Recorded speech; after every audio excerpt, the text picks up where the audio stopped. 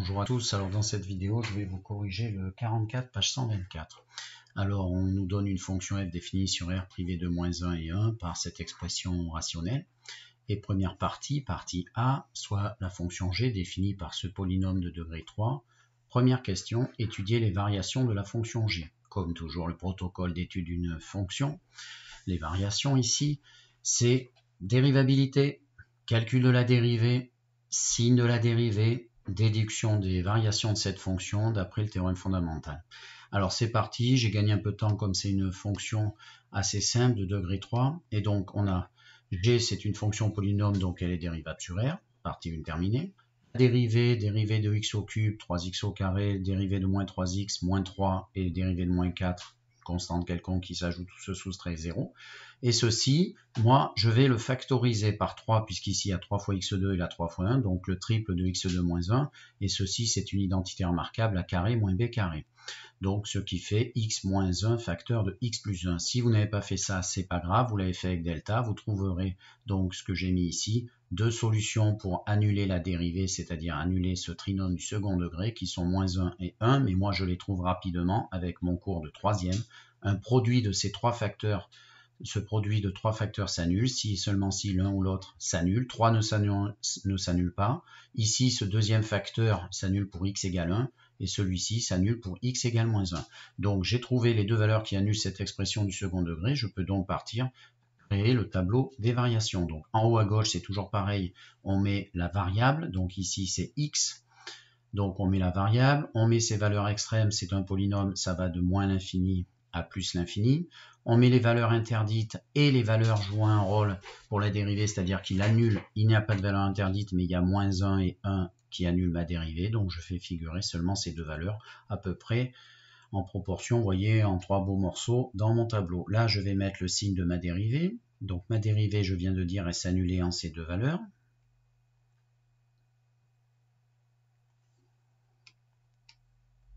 Alors, j'ai peut-être oublié de mettre le tableau, donc je viens de l'afficher, excusez-moi.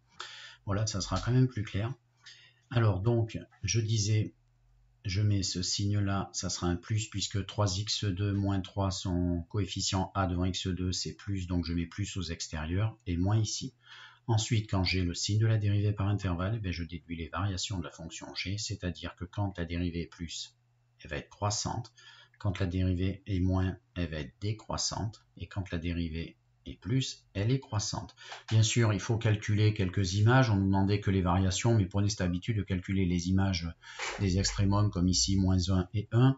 Donc c'est ce que j'ai fait, j'ai calculé g de 1 et g de moins 1 en remplaçant dans votre fonction là-haut. G de moins 1, bien c'est cette expression, à la place des x, j'ai mis des parenthèses, je mets moins 1, je vous rappelle. Moins 1 au cube, moins 1, moins 3 fois moins 1, plus 3, moins 1, plus 3, moins 4. Bon, eh bien, on trouve moins 2. Ensuite, pareil pour 1, et on trouve moins 6. Donc, je complète ceci dans mon tableau, et donc ça veut dire qu'ici, j'ai moins 2, et ici, j'ai moins 6. C'est cohérent d'être une fonction décroissante de moins 2 à moins 6. Alors, question suivante. Petit 2, on me demande de montrer que l'équation g de x égale 0 admet une unique solution alpha dans l'intervalle 1, 3. Et ensuite, petit 3, donner le signe de g de x suivant les valeurs de x. Alors, je vous ai rappelé le tableau précédent, et j'ai bien insisté, on a trouvé les variations. Donc maintenant, question 2, on doit justifier que l'équation g de x égale 0 admet une unique solution entre 1 et 3. Alors, c'est toujours pareil. Montrer que justifier qu'une équation admet une unique solution, ça doit vous inspirer le théorème de la bijection. Parce qu'en fait, vous ne pouvez pas résoudre une équation de degré 3 comme celle-ci, égale à 0. Ce ne sont pas dans vos capacités. Donc, qu'est-ce qu'il va falloir faire? Eh bien, on va utiliser le théorème de la bijection. Pour cela, on regarde un peu nos variations de la fonction et on cherche à résoudre quand est-ce que g de x est égal à 0. Donc ici, regardez les images, elles partent de valeurs en dessous de moins 2, elles augmentent jusqu'à moins 2. Il est clair qu'ici, on ne va pas passer par 0. D'accord? G de x ne peut pas être égal à 0 ici puisqu'il est toujours en dessous de moins 2. Ici, il est toujours en dessous de moins 2, entre moins 2 et moins 6. Et là, ça remonte de moins 6 jusqu'à... Bon, alors on ne sait pas trop. Alors bien sûr, on pourrait calculer les limites en plus l'infini de ma fonction, comme en moins l'infini, pour les mettre ici. mais on ne va pas perdre ce temps-là puisqu'il nous annonce que ça se passe entre 1 et 3, la traversée de l'axe des abscisses, c'est-à-dire la solution de g de x égale 0. Alors comment on va faire? Il suffit, si on réfléchit bien, là il y a moins 6, pour justifier qu'on va passer par 0 là, il suffit de trouver un nombre au-delà de 1 qui donne une image strictement au-dessus de 0. Et donc, vu l'énoncé, c'est-à-dire on me dit en 3, entre 1 et 3 ça traverse, eh bien sûrement que je vais calculer, et c'est ce que vous devez faire, l'image de 3. Donc vous calculez l'image de 3 par g, et donc g de 3 ça donne, g de 3 vous avez bien 3 au cube moins 3 fois 3 moins 4, ça fait 14, c'est strictement supérieur à 0, et du coup je vais le rajouter dans mon tableau, et donc ça veut dire que l'image de 3, vous voyez, j'ai trouvé 14. L'image de 3 fait 14. Alors je pense que vous avez compris qu'en fait, forcément, on va passer par 0 ici, je vais le mettre en rouge. Donc ici, entre moins 6 et 14, on va bien passer par 0. Et donc effectivement, il y a un nombre noté alpha dans cet exercice, dont l'image, donc si x fait ce alpha, g de x fait 0, ça veut dire que alpha est bien solution de g de x égale 0. Alors la rédaction, c'est toujours pareil. Si on regarde bien ici, il n'y aura pas de solution, on ne va pas passer par 0 ici, c'est-à-dire qu'il n'y aura pas de solution de moins l'infini à 1, et c'est toujours pareil pour rédiger cette question.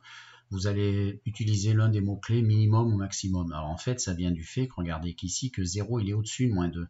Donc en fait, le maximum, c'est moins 2, et donc on ne peut pas atteindre 0 dans cet intervalle moins l'infini 1. Et donc, rédaction, vous mettez sur moins l'infini 1, le maximum de g c'est moins 2, donc ici vous mettrez max ou min, vous adaptez, donc l'équation g de x égale 0 ne peut pas avoir de solution ici. Donc maintenant, regardons le dernier intervalle. Alors en fait, vous auriez pu faire sur moins l'infini moins 1, le max est moins 2, donc il n'y a pas de solution. Sur moins 1, 1, le max est moins 2, donc il n'y a pas de solution. Moi j'ai fait une synthèse.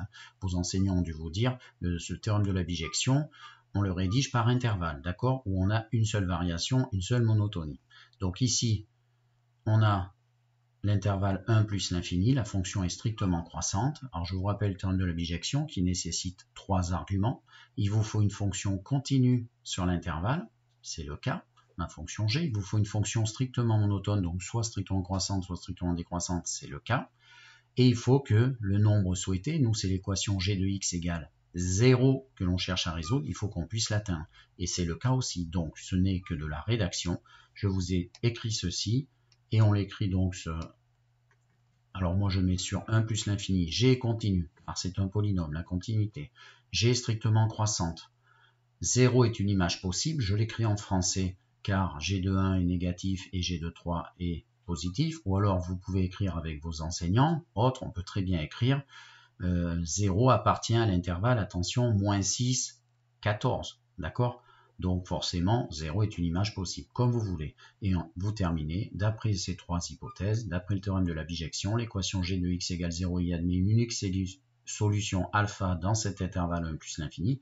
Et on peut préciser, vu qu'on a constaté qu'en 3, on était déjà passé au-dessus de 0, que c'est plus particulièrement entre 1 et 3. Bilan, alpha, c'est l'unique solution de g de x égale à 0 sur R, c'est-à-dire que cette fonction g va évoluer ainsi, mais elle ne traversera l'axe des abscisses qu'une fois en cette valeur approchée alpha située entre 1 et 3. Question numéro 3. Donnez le signe de g de x suivant les valeurs de x. Alors, le signe d'une fonction, eh bien soit on a des techniques de signes comme vous avez pour le second degré des tableaux, mais là c'est un degré 3. Alors ça va être toujours pareil, quand on a complété le tableau de ce alpha, là où on a résolu égal à 0, vous avez ici comme un dessin de la courbe de votre fonction g. Et donc, souvenez-vous, vos images, elles sont ici. Toutes les images ici sont en dessous de moins 2, toutes les images ici repartent en dessous de moins 2 entre moins 6. Ici, ça remonte jusqu'à 0. Donc, en fait, toute cette partie de dessin est dans les images négatives. Et du coup, ça signifie que de là à là, de moins l'infini à alpha, on va avoir des g de x toujours de signe négatif.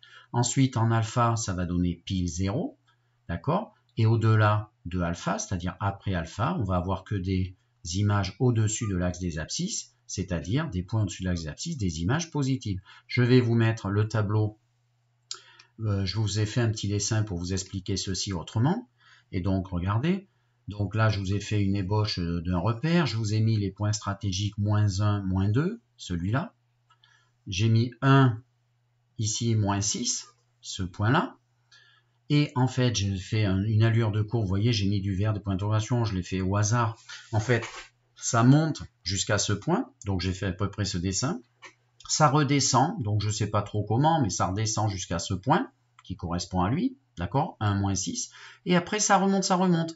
Et j'ai vu qu'alpha, ça traversait l'axe des abscisses entre 1 et 3. Donc, j'ai mis ici, hein, mais sans aucune certitude. Et en fait, vous voyez bien qu'en fait, toutes ces images-là, tout ce que je suis en train de passer comme point, ils ont des images qui arrivent à cette hauteur, c'est-à-dire qu'elles sont négatives. Et du coup, en alpha, on voit bien que ça fait 0. Et ici, toutes ces images après alpha, toutes ces images vont donner des positifs. Donc, qu'est-ce qu'on fait? On écrit d'après le tableau, ce que j'ai marqué. Donc, d'après le tableau de variation de G, on déduit. Donc, comme toujours, vous devez mettre les valeurs extrêmes, donc de moins l'infini, G de x, la variable x va de moins l'infini à plus l'infini. Vous mettez toujours, quand vous vous intéressez au signe, regardez ce que j'ai mis dans le tableau. J'ai mis signe, hein, c'est important, hein, on peut déduire plein de choses. Là, on fait le signe, on avait fait les variations avant, ne mélangez pas les deux. Et donc, ça donne, il faut toujours pour le signe trouver là où ça s'annule, et l'expression G s'annule en alpha. Donc, alpha, je mets mon petit 0, ça s'annule qu'en alpha. Si on avait trouvé plusieurs solutions, alpha, bêta, gamma, on aurait mis dans mon tableau, c'est-à-dire en haut ici, alpha, bêta, gamma, les petits zéros, et on aurait regardé les signes avec ces mêmes variations comme précédemment. Alors, du coup, j'ai regardé, j'ai dit qu'à gauche de alpha, c'était moins, et à droite, c'est plus. La question est terminée. Voilà pour le signe de G. Alors, question suivante. On me dit calculer la dérivée de f, puis montrer que la dérivée de f est égale à ça. Alors écoutez, c'est une question de calcul pur. On vous dit calcule la dérivée, donc on va la calculer. Je vous ai rappelé ici la fonction f, la fonction g, par rapport aux expressions qu'on nous a données, et on vous donne le résultat. Donc ça veut dire vous allez calculer avec vos formules, mais si vous n'arrivez pas à ça, ça veut dire que vous êtes incapable de calculer une dérivée correctement. Alors on y va. Et donc f est de la forme u sur v, j'ai gagné un peu de temps, donc u c'est mon numérateur, donc c'est en haut x au cube plus 2x au carré. U' c'est sa dérivée, donc 3x au carré plus 2 fois la dérivée d'x2 plus 4x. D'accord. Ensuite v, j'ai oublié le petit égal, v c'est l'expression du diviseur, x au carré moins 1, et v' sa dérivée, donc la dérivée d'x2 2x, et la dérivée de moins 1, 0. Alors après, j'ai gagné un peu de temps, hein, la dérivée de u sur v, c'est u'v moins v'u sur v carré. Donc j'ai écrit les calculs pour gagner un peu de temps. Donc j'écris ma petite formule, j'ai mis mes u'v moins v'u. Je vous dis de faire très attention aux calculs, aux distributions. Hein, il y a deux termes ici, deux termes là, ça se distribue, ça fera 4 termes. Là, et là, je vois une source d'erreur, le moins. Alors vous allez faire très attention à ce moins. Moi, ce que je vous conseille, quand vous faites des calculs pour pas vous tromper, quand vous avez des moins, vous êtes un peu, comment dire, un peu limité en calcul, quelques difficultés, vous allez faire ce calcul-là. Vous allez gérer d'abord cette multiplication. Et ensuite, vous gérerez le moins en temps numéro 2. Donc, c'est ce que j'ai fait et que je vous conseille de faire si vous êtes en délicatesse un peu en calcul, d'accord, qu'il vous arrive de faire des étourderies. Et donc, vous faites vos développements, 3x au carré fois x au carré, 3x4, 3x au carré fois moins 1, moins 3x au carré, 4x fois x2, 4x au cube, 4x fois moins 1, moins 4x. Je laisse le moins comme je viens de vous conseiller. Et du coup, ça fait dans la parenthèse 2x fois x au cube, 2x4, 2x fois 2x2, 4 pour 2 fois 2 et x fois x2, x au cube. Et ensuite, en temps numéro 2, maintenant, je vais gérer ce moins qui va changer tous les signes à l'intérieur du terme 2x, enfin de ce terme-là. D'accord? Donc, dernière ligne, on fait ces petits calculs, on réduit et on trouve donc x4 qui est trouvé parce que là il y a 3x4 et j'en enlève 2, d'accord, ça fait x4, les x au carré sont tout seuls ici, ça fait moins 3x2, et 4x3 d'ici s'élimine avec ce moins 4x3, et du coup il me reste moins 4x. J'arrive à ça. Alors quand vous en êtes arrivé à un calcul un peu plus clair, il faut regarder votre objectif. Il faut qu'on arrive à ça, ça va vous indiquer si on a fait des erreurs de calcul ou pas. Il faut que j'arrive à x fois g de x. G de x était là, vous l'avez dans l'énoncé. Donc est-ce que ceci fois x ne serait pas égal à ce que j'ai trouvé? Eh bien si. Alors si c'est évident comme là, eh bien là moi je vais factoriser par x, j'ouvre une parenthèse et du coup je récupère exactement l'expression qui s'appelle g, et donc j'écris x fois g de x et j'ai terminé la question. Si par hasard cette étape de reconnaissance d'une expression est plus délicate, attention à ne pas écrire quelque chose qui n'est pas facile, pas évident. Vous faites une parenthèse, vous mettez or, vous prenez l'expression qui est annoncée ici, vous la développez parce qu'il est plus facile de développer que de factoriser, et vous montrez que vous arrivez bien à ça, donc après vous pourrez en affirmer que ceci est égal à cette certaine expression. Question suivante. Alors, on me demande les limites de la fonction en plus l'infini, moins l'infini et en plus ou moins 1. Alors, je vous ai mis, attention, l'ensemble de définitions écrit comme ça, ce qu'on avait écrit sous la forme R privé de moins 1 et 1. Mais donc, attention, on fait un petit saut en moins 1, valeur interdite numéro 1, on repart juste derrière moins 1 jusqu'à 1, la nouvelle, parce que certains oublient cette partie d'intervalle là où existe la fonction, et on repart après 1. Vous voyez bien que ça nous fait 1, 2, 3, 4, 5 limites, 6 limites à trouver. Donc ça fait du travail. On va faire exactement comme on a vu dans le chapitre 2. On va chercher mentalement pour chaque cas. Et s'il n'y a pas de FI, on rédige. S'il y a une FI, on transforme. C'est parti, on va chercher la limite en moins l'infini. Première limite que l'on cherche. Donc en moins l'infini. En haut, ça va vers moins l'infini au cube, moins l'infini. 2 fois moins l'infini au carré, ça fait donc plus l'infini, moins l'infini. J'ai déjà une FI, infini moins infini en haut. Il va falloir transformer. Mais après, si là, je trouve que c'est un infini, avec cet infini-là en bas, je vais avoir aussi cette FI-là. Donc, en gros, j'ai des FI, je le précise, il va falloir partir en transformation. Et donc, limite de la fonction, cette limite présente les FI infini moins infini, puis infini fois infini. Il va falloir transformer. Et donc, technique que l'on a vue dans le chapitre 2, vous devez absolument voir ici, c'est une fonction rationnelle. Vous faites la technique des termes prépondérants. Et donc, j'ai mis mon x au cube qui est le prépondérant du haut et x au carré le prépondérant du bas devant, fois, je crée une fraction. Donc ici, j'aurais écrit x au cube plus 2x au carré, mais divisé par ce x au cube qui est ici parce qu'il se compense. C'est comme si finalement sur tout ce haut, je n'avais que ce numérateur. En bas, c'est exactement pareil, donc je mets x2 en bas puisqu'il est là ici, et j'aurais écrit mon diviseur. Ensuite, vous faites de la simplification, ça donne x. En haut, x au cube sur x au cube, 1. 2x au carré sur x au cube, ça fait 2 sur x. Et en bas, moins 1 sur x2, 1, etc. Bon, de toute façon, là, ceux qui ne laissez pas là une erreur que je vois arriver, 2x au carré sur x au cube, il ne faut pas le laisser comme ça. Il faut le simplifier au maximum. Parce que sinon, vous êtes encore devant la FI infini sur infini. Quand vous avez des quotients de x, il faut simplifier au maximum possible. D'accord? Sinon, vous êtes toujours devant une formule indéterminée et vous n'avez pas résolu notre problème. Alors après la rédaction, j'ai appelé A tout le numérateur. On voit bien que quand x va aller vers l'infini, il va aller vers 1. B de même. Et du coup, là, ça va aller vers moins l'infini dans ce cas-là, numéro 1. Donc, moins l'infini fois 1 sur 1, ce n'est pas un problème. On n'a plus qu'à rédiger. Donc, je vous écris les deux et j'ai fait de même pour la plus l'infini. Donc, limite de la quantité A, c'est la même que celle de la quantité B lorsque x tend vers moins l'infini, c'est 1. Je viens de le dire à l'oral. En moins l'infini, le facteur x tend vers moins l'infini. Donc, par produit, j'écris produit parce qu'ici, il y a un multiplié. La limite de f en moins l'infini, c'est moins l'infini. Et vous faites la même chose pour plus l'infini, vous trouverez ceci. Alors, on va faire maintenant le cas des limites près des valeurs interdites. Et donc, on regarde, ça va se passer autour de 1 ou de moins 1, suivant si on est à gauche ou à droite. Déjà, vu qu'on va s'approcher des valeurs interdites, le diviseur va tendre vers 0. La question à déterminer, c'est est-ce que ça va donner des 0 moins ou 0 plus, suivant le cas. En haut, si on remplace par moins 1, moins 1 au cube, moins 1, 2 fois moins 1 au carré, plus 2, moins 1 plus 2, ça fait 1. Donc en fait, on va avoir quelque chose du genre 1 sur 0. Ce n'est pas une FI, on pourra rédiger.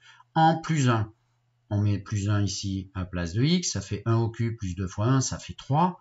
3 sur un 0 plus ou un 0 moins, ça va toujours être ça ne sera pas une FI. Conclusion, vous pouvez partir dans la rédaction. Limite du haut, limite du bas, et vous concluez par quotient. Donc, je vais afficher ça et on va le faire ensemble. Donc, alors, c'est parti. Donc, limite de x au cube, donc je suis au premier exemple en bas à gauche, x au cube plus 2x au carré, x au cube plus 2x au carré lorsqu'on s'approche de moins 1. Moins 1 au cube, j'ai dit moins 1, 2 fois moins 1 au carré, 2. Donc là, ça va aller vers 1. Je vais corriger la couleur. Donc, ça va aller vers 1. Ensuite, là, Alors je fais, tant que j'y suis, je fais un peu de travail industriel, on est d'accord, ça va également aller vers 1 ici, qu'on s'approche de moins 1 à gauche ou moins 1 à droite, ça va aller vers 1. Maintenant, le signe de x au carré moins 1. Alors, x au carré moins 1, vous regardez. Alors, qu'est-ce qui se passe? Quand on s'approche de moins 1 moins, alors je vous ai fait un petit tableau de signes qui va nous servir pour les 4 exemples. Si on x au carré moins 1, on veut savoir quel est le signe du 0 vers moins 1 moins. Alors je vous ai fait le signe de l'expression du second degré x au carré moins 1, elle s'annule en moins 1 et en 1, et devant x2 il y a un plus, donc c'est plus moins plus. En fait, moins 1 moins, c'est à gauche ici, c'est quand x tend vers moins 1 moins, il est là. Et donc ça va donner un 0 de type plus. Vous voyez, en moins 1 moins, en moins 1 plus, juste ici, ça va donner un 0 de type moins, etc., etc. Pour trouver le signe des zéros, ça va très vite. Il n'y a pas besoin de mettre dans x une valeur proche de moins 1 à gauche, à droite, faire le petit calcul pour voir si ça donne un 0 plus ou un 0 moins. Et en plus, c'est mieux justifié. D'accord? Prenez cette habitude. Et donc, je vais faire ce cas-là. Donc, moins 1 moins, je veux savoir vers quoi s'approche comme 0, x au carré moins 1. Donc, c'est là, ça sera un 0 plus. Et donc, j'écris, donc 0 plus, ici. Et si en haut, ça va vers 1 et en bas vers 0 plus sur plus, ça fait plus, le quotient va aller vers plus l'infini. Allez, on va un petit peu plus vite. Alors, du coup, là, j'ai dit, alors maintenant, on va chercher quand x va vers moins 1 plus. Donc, vers moins 1 plus, c'est là, ça va faire un 0 de type moins. Et donc, ça fait ici 0 moins. Et donc, par quotient, moins l'infini. D'accord? On fait la même chose, on va à droite. Donc cette fois-ci, x au cube plus 2x au carré, que lorsqu'on met x s'approche de 1. Bon, 1 plus 2 fois 1, ça fait 3. Donc ici, il y a 3. Tant que j'y suis, il y a 3 ici aussi. Ensuite, x au carré moins 1 quand x tend vers 1 moins. Donc 1 moins, c'est là, ça fait un 0 de type moins. D'accord? Donc ça fait un 0 moins. Et de l'autre côté, vous avez vu, ça fera un 0 plus. Vous finissez vos divisions. Donc quand x, là, ça tend vers, donc j'ai dit, 3 et là vers 0 moins, ça va donc faire moins l'infini ici, puis là ça fera plus l'infini. Donc moins l'infini là, et là plus l'infini. Voilà, c'est terminé pour ces questions de limite. C'est beaucoup de travail, il y a sûrement du barème dedans. Alors, page suivante, pour terminer, on me demande d'en déduire le tableau de variation de f. Alors, je vous ai rappelé plein de choses. Je vous ai rappelé la fonction, la dérivée qu'on avait trouvée, je vous ai rappelé le signe de g de x, parce que si vous regardez votre dérivée, elle est constituée du facteur x, du facteur g de x et de ce diviseur. Donc il va falloir avoir le signe de x, qui n'est pas trop difficile, c'est une expression pour un degré. Le signe de g, donc c'est pour ça que je l'ai réécrit. Ici, j'ai situé alpha là où ça s'annule entre 1 et 3, et j'ai réécrit toutes les limites qu'on vient de trouver à l'instant. D'accord? Alors, on y va, on va compléter ce très gros tableau. Alors, j'ai déjà commencé avec ce tableau de façon à gagner un peu de temps. Vous ne pouvez pas prévoir toutes les lignes au départ, vous ne pouvez pas arriver avec votre feuille déjà pré-remplie.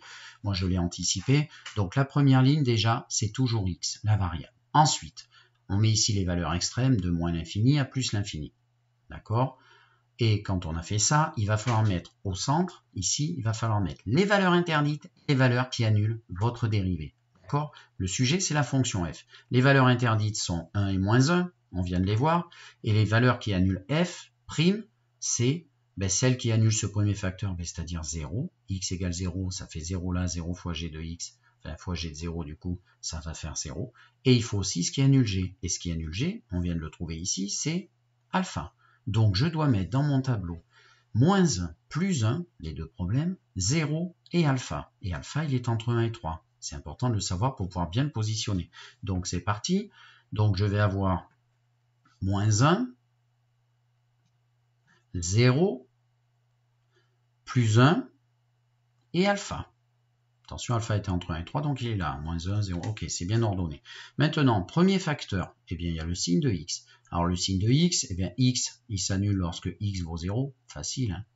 Quand x fait 0, x fait 0, hein, la première ligne. Et là, je vais faire juste des petites séparations pour tous les cas de signes que l'on va avoir. C'est un énorme tableau, il va falloir être très rigoureux. Donc x, alors, si vous voulez, quand x, regardez, quand x est ici, là, quand x est ici, il est négatif, et quand x égale 0, x fait 0, et quand x est après 0, il est positif, d'accord? Donc ici, je mets des moins, ici des plus. Après le signe de x, regardons en haut, il y a le signe de g de x. Je vais faire un copier-coller de mon tableau en l'adaptant, et du coup j'ai noté qu'il s'annulait en alpha, cette expression g de x s'annule en alpha. Je fais des petites séparations de cas pour les signes des lignes au-dessus en dessous, et du coup j'ai vu que c'était moins à gauche de alpha, et par contre plus après. Quand j'aurai le signe de x, g de x, j'aurai le signe numérateur, mais il faut que je fasse attention à ce diviseur, donc je vais le réécrire. Le diviseur, c'est x au carré moins 1 au carré. Alors, comme c'est un carré, c'est toujours plus, mais je vais mettre là où il s'annule, parce que c'est un diviseur. Donc, attention, ce n'est pas un problème de calcul actuellement. Je n'ai pas écrit de division, j'ai juste écrit le diviseur. Donc, le diviseur, ah, bah, j'ai fait une bêtise, s'annule, je me suis trompé là. Donc, je corrige. Le diviseur, il s'annule en moins 1 et en 1. Rien de particulier ici, d'accord? Et du coup, comme c'est un carré, eh bien un carré c'est toujours positif. Moi, si j'ai fait ça, c'est juste pour ne pas oublier qu'on a des valeurs à problème, parce qu'elles annulent ce diviseur. Et quand j'aurai le signe de ces trois intervenants, d'accord? Quand on a le signe des trois là, eh bien par multiplication quotient, et on va trouver, multiplication et quotient, on va trouver le signe du tout, c'est-à-dire le signe de ma dérivée. Et c'est ce qui va permettre ensuite de trouver les variations de ma fonction. Donc, le signe de ma dérivée, attention, ma dérivée, quand ça annule en haut, ça annule. Donc, quand on annule, alors, il est passé où mon petit crayon? Donc, quand la dérivée s'annule, c'est quand on annule le haut. Donc, ça va s'annuler pour ce qui annule x et ce qui annule g de x. Donc, comme ça annule x en 0, ça annulera ma dérivée. Comme ça annule en alpha g de x, ça annulera ma dérivée. Comme je suis passé devant, vous avez vu, j'ai mis une double barre au 1, au moins 1 comme au 1, parce que tout simplement, ce sont les valeurs qui annulent le diviseur, donc elles deviennent à ce moment-là un problème de calcul. Et également dans ma fonction, puisque le diviseur y est toujours. Voilà, j'ai placé mes doubles barres, elles sont pas très jolies, mais je fais au mieux. Mes doubles barres, j'aurais une règle, ça serait mieux, mais je le fais à main levée. Donc c'est parti, on regarde. Donc là, regardez, dans la première zone, moins, moins et plus, eh bien ça va faire, donc ici, plus. Après, ça fait que 2 moins, il y a un signe 2 moins, ça fait donc plus. Là, ça fait donc moins. Là, ça fait donc moins. 3 plus, ça fait un plus. Traduction théorème fondamental. Ici, ça va faire que être une strictement croissante car il y a un plus. Ici aussi, de moins 1 à 0. Ici, ça va donner un moins. Donc, une fonction décroissante ici. Là, elle est redécroissante après la discontinuité en 1 comme en moins 1. Et là, ça va être croissant. Ensuite, on complète les images. Alors ici, là où vous avez 0, l'image de 0 là. Là, je vais mettre pour x égale 0, f de 0. Ça se calcule facilement. Si je mets 0 là-dedans, ça fait 0. Donc, c'est facile. Donc là, il y a un 0. Ensuite, là, je vais recopier l'autre. Pour alpha, je vais seulement mettre f de alpha. Et je vais recopier mes limites. Alors, qu'est-ce qu'on avait trouvé? En moins l'infini, regardez tous les petits points verts à droite. En moins l'infini, on avait trouvé moins l'infini. C'est cohérent. Ensuite, moins 1 à gauche, on avait trouvé plus l'infini ici. C'est cohérent. Ensuite, en plus l'infini, ligne d'après, là, hein, je suis ici, là, en plus l'infini, donc c'est là qu'il faut que je mette plus l'infini. Donc, plus l'infini. Ensuite, en moins 1, plus, j'ai trouvé moins l'infini. Ok, c'est cohérent. Ensuite, en 1, avant 1, j'ai trouvé moins l'infini, c'est cohérent. Et en 1 à droite, en 1 plus, la dernière limite tout en bas, j'ai trouvé plus l'infini. Bon, tout mon tableau est cohérent. Maintenant, il faut voir la vérification. Elle se fait bien sûr avec votre machine graphique. On va voir ce que ça donne. Page suivante. Alors, j'ai dessiné la fonction et je vais essayer de vérifier si c'est cohérent. Alors, regardez bien mon curseur. Déjà, la fonction ici, elle est dessinée en vert, d'accord, la courbe de f. Moins l'infini, elle a l'air de faire que croître. Vous voyez, elle part dans la direction d'une verticale. Au fait, x égale moins 1 comme x égale moins 1 qui est ici, comme x égale 1 qui est ici. On a trouvé des limites infinies au bord. Je vous rappelle, ça s'appelle des asymptotes verticales. D'accord? Donc, on avait trouvé moins l'infini, puis quand on s'approche de moins 1 à gauche, plus l'infini. Ça semble pas changer de variation. Ensuite, on repart de l'autre côté de moins 1. On part de moins l'infini, ça redevient, c'est une fonction croissante jusqu'au point maximum 0, 0. C'est ce que je viens de trouver à l'instant, c'est cohérent. Et ça redécroît ce que je viens de trouver à l'instant vers moins l'infini. Coupure, discontinuité, asymptote verticale x égale 1. Voilà, on repart de plus l'infini, on descend et là on arrive à un minimum. D'accord?